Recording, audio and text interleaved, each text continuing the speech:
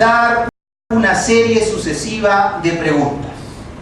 Puedes hacer interesante un tema que no lo es, empezando con una serie sucesiva de preguntas. Por ejemplo, tu tema es sobre las drogas. Tú puedes empezar de la siguiente manera. Muy buenas tardes con todos los presentes. ¿Qué son las drogas? ¿Por qué se origina el consumo de drogas? ¿Cuáles son los efectos que causa el consumir drogas? ¿Quiénes son los personajes famosos que han caído en las garras de las drogas? Todas estas interrogantes las vamos a responder en la exposición que a continuación voy a dar. Uso indebido de las drogas. Que hice una serie sucesiva de preguntas y después anuncié el tema que iba a hablar. Puedes hacer lo mismo.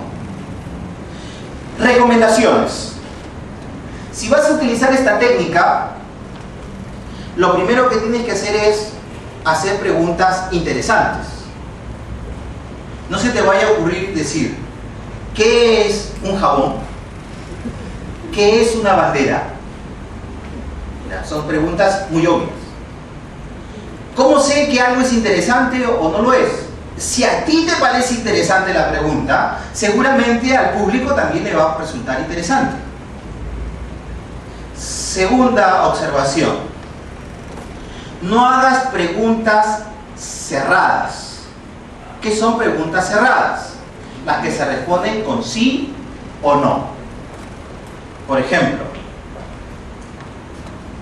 ¿han comido hoy día? ¿Han almorzado? Es una pregunta cerrada. ¿Por qué no se debe hacer ese tipo de preguntas? Porque por ahí en el auditorio nos falta un palomilla que dice ¡no! Y que genera de pronto que algunos se sonrían, se rían. ¿De acuerdo? Hay que hacer preguntas abiertas. Aquellas que la única forma de contestar es dando una explicación. ¿Para qué? Para que seas tú el que da la explicación. Otra observación si vas a utilizar esta técnica es solamente utilizar de 3 a 4 preguntas. No hagas una sola pregunta, no hagas 2, tampoco hagas 10. 3 o 4 suficiente. Pero si vas a hacer 3 o 4, tienes que hacer una lista de por lo menos unas 10 preguntas. ¿Por qué es que vas a hacer 10 preguntas? ¿Por qué? Porque si te olvidases tus 3 o 4 preguntas, entonces vas a tener otras 6 o 7 que tienes almacenadas para poderlas reemplazar. ¿Estamos? Entonces ahí tienes técnicas. ¿Qué otro problema hay cuando uno se enfrenta a hablar en público? Hay algunos que no tienen una buena dicción. ¿Qué es esto de la dicción? Buena vocalización. Y entonces cuando habla no se les entiende. ¿Cómo te llamas? ¿Cómo? Mira, yo tenía en el colegio un amigo que no vocalizaba bien. Y en el curso de inglés, un día le toman examen oral. El profesor se saca los lentes y dice, ¿qué cosa? ¿Te estás burlando de mí? ¡Fuera! ¡Fuera! Todo por no vocalizar bien. Claro, ese es un caso extremo. Pero si tú quieres hacer buenas exposiciones, tú quieres ser muy convincente, entonces tienes que tener una buena vocalización. ¿Qué es lo que tienes que hacer para tener una buena dicción? Hay un ejercicio que consiste en que tú muerdas un lapicero o un lápiz. Ahora no. Tiene que estar limpio, pues ya. Entonces tú agarras, lo lavas, le pones alcohol, así. Muerdes el lapicero. Y empiezas a hacer ejercicios de lectura en voz alta. Y empiezas tú a forzarte a vocalizar bien. Y esa es una técnica que podrías simple y sencillamente utilizar. ¿Qué otro problema hay cuando uno se enfrenta a hablar en público? Otro problema es el no tener una buena voz. Ahora, si tienes un micrófono te ayuda, pero no creas que cuando vas a exponer en un salón de clase haya micrófono, o cuando estás de pronto en un auditorio y no hay parlante, se malogró. ¿Qué haces? Tienes que tener una buena potencia de voz. ¿Cómo te llamas? María. ¿Qué estás estudiando? Contabilidad. Y no se les escucha bien, no tienen potencia. ¿Cómo mejorar esto? Para eso hay una técnica que se llama la técnica de la impostación de voz. ¿En qué consiste esta técnica? Miren, vamos a hacer algo práctico. Por favor, pónganse de pie. Les voy a enseñar esta técnica. Llévense algo práctico. Viniste a tus 4 sesiones de oratoria. Apuntaste. Y luego te toca hablar a la 5ª semana, hablar en público. ¿Hablarás en público por haber escuchado 4 clases de oratoria? No. Tienes que salir a hablar. Tienes que practicar. Por eso estos talleres son prácticos. Vamos a hacer algo práctico. Hay un viejo adagio que dice: lo que escucho lo olvido, lo que observo lo recuerdo, pero lo que practico es verdaderamente lo que aprendo.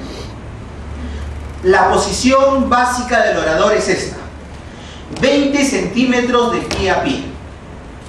20, 21, 21 y medio. Bueno, la idea no es que estés como Van Damme, tampoco que estés como un cachaco. ¿Ya? Separadito nomás. ¿Ya? Salta a ver. Ya, esa es. Listo. El cuerpo erguido, apoyado en las 2 piernas, no en uno. Imagínate. Ya, las señoritas se les ve bien. Los caballeros, ya, sobre las 2 piernas. El cuerpo erguido, las manos a esta altura. Tú puedes cruzar los dedos, puedes rezar las manos, puedes agarrar las manos, ya, como quieras. La idea es que estén aquí, que estén sueltitas, ya, no las aprisiones, ya, sueltitas, para que a partir de ahí empieces a hacer tus ademanes. Cuando tú vas a mover una mano, la que no mueves no cuelga, la que no mueves queda aquí. Si no vas a mover ninguna mano, las 2 quedan aquí. Vas a mover esta otra, la otra queda acá. ¿Estamos? Esa es la posición básica. 20 centímetros de pie a pie, las 2 apoyados sobre las 2 piernas, cuerpo erguido, las manos a esta altura. Listo. La impostación de voz trata de lo siguiente. A la voz de uno, yo les voy a decir 1 y tú lo que vas a hacer es tomar aire. Después yo voy a decir 2 y tú vas a tomar más aire. A la voz de 3 vas a bajar el aire que tienes en los pulmones en el diafragma, es decir, en la pancita, en la guatita. Yo sé que algunos ya tienen experiencia. Ya. Como has desalojado el aire de los pulmones, lo has almacenado aquí en el diafragma, significa que tienes más capacidad de tomar más aire. Así que a la voz de 4 vas a tomar más aire. No va a haber voz de 5, porque si no, va a haber problemas. Voz de 1 tomas aire, voz de 2 más aire, voz de 3 pancita, voz de 4 más aire, y después yo voy a decir una frase y quisiera que todos repitieran la frase, pero vamos a aprovechar que están de pie para usar los ademanes. Así que cuando yo diga una frase moviendo mi mano de esta manera, tú también vas a mover tu mano de esta manera. Si yo muevo mi mano de esta otra manera, igual, ¿ya? Si yo hago así, ya sabes lo que tienes que hacer. ¿Por qué se hace esto? Para ejercitarte en los ademanes. ¿Qué son los ademanes, los movimientos de las manos? Voy a repetir. A la voz de 1 tomas aire, a la voz de 2 más aire, a la voz de 3 pancita, voz de 4 más aire. Después de 4 yo voy a decir una frase, tú la vas a repetir, pero si yo muevo mi mano de esta forma, tú también las mueves. ¿De acuerdo? Pero con el aire que está en el diafragma. Porque si tú empiezas a hablar con el aire de los pulmones, después cuando tú empiezas a hablar, no va a haber diferencia. Si tú quieres lograr una gran potencia de tu voz, tienes que impostar la voz. Lo que hacen los actores en el teatro. Ellos no tienen micrófono. Entonces, ¿qué hacen? Impostan la voz. Fuerzan la voz, pero no con el aire de los pulmones, sino con el diafragma. ¿Qué pasa si usas el aire de los pulmones y elevas la voz? Te malogras la garganta. Lo que vamos a hacer es impostar la voz. Vamos. Posición básica del orador. 20 centímetros de pie a pie, las manos a esta altura. Listo. 1, toma aire. 2, más aire. 3, guatita. 4, más aire. ¡Hoy es sábado! ¡Hoy es sábado! ¿Hoy es sábado o no? Sí. Algunos están viernes todavía. Miren, si tú quieres convencer a alguien, tú tienes que estar primeramente convencido. Si hay alguno que no esté de acuerdo que el día de hoy sea sábado, no haga el ejercicio, yo no me voy a molestar. Pero eso sí, si yo veo a alguno que no está haciendo el ejercicio, le voy a pedir que salga aquí adelante a que nos diga qué día es. Listo, posición básica. 1, 2, 3, 4. ¡Hoy es sábado! ¡Hoy es sábado! Estamos aprendiendo oratoria. Estamos aprendiendo oratoria. Y no me ganarán. Y no me ganarán. No me vencerán. No me vencerán. Triunfaré. Triunfaré. Ganaré. Ganaré. Aquí. Aquí. Allá. Allá. Más allá. Más allá. En todo el universo. En todo el universo. Soy un líder. Soy un líder. Soy el mejor. Soy el mejor. Amén. Amén. Aplausos para ustedes.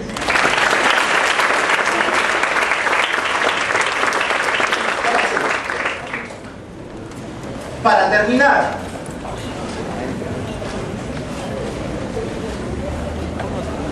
algunas recomendaciones que no tienen que ver con la oratoria, tienen que ver con sus estudios. Miren, les voy a dar un gran consejo. Me hubiera gustado que me lo dieran a mí cuando estaba en primer semestre. La universidad tiene convenios internacionales.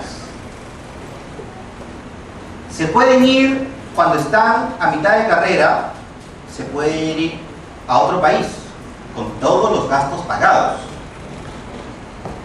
Eso no te lo va a decir el tercio, el centro federado, no te lo va a decir el de año superior. ¿Sabes por qué no te lo va a decir? Porque sería conseguirse más competencia. Pero como yo ya salí de la universidad, yo sí les puedo decir eso. Pero no van a ir todos, lamentablemente. ¿Quiénes van? Los que están en los primeros puestos. Los champoncitos. Claro, yo sé que cuando han ingresado, y eso es lo que yo siempre cuando veo que la gente hace la cola para matricularse o para recoger su constancia de ingreso, escucha al que está delante y al que está atrás. Sí, no, yo este año sí voy a estudiar. Me voy a rajar. El que está detrás también dice lo mismo. Y efectivamente, cuando empiezas el semestre, primer día puntual, segundo día puntual, llevas tus cuadernos, tus libros, hasta los que no te piden llevas. Pero ¿qué sucede después? De pronto, cuando ya estás en la tercera, cuarta semana, por ahí no falta quien dice: oye, hagamos la lista de los que cumplen años este mes. ¿Sí? Vamos a pegarlo en el periódico mural. O vamos a ponerlo en el grupo de WhatsApp del aula. Y entonces ocurre primero Ya ustedes van a conocer lo que es la tripa, el acuario, la rotonda. Ya van a saber los huecos aquí de alrededores. Son unos antros muy malos. Y entonces tú dices, ¡ay, ya qué lindo! Va a haber fiesta. Y después llega la siguiente semana y a alguno le gustó, y llega la otra semana y también te gustó, y esa mala noche, mira, una resaca no te dura hasta el día siguiente, te dura hasta el lunes, pero ya te arruina para estudiar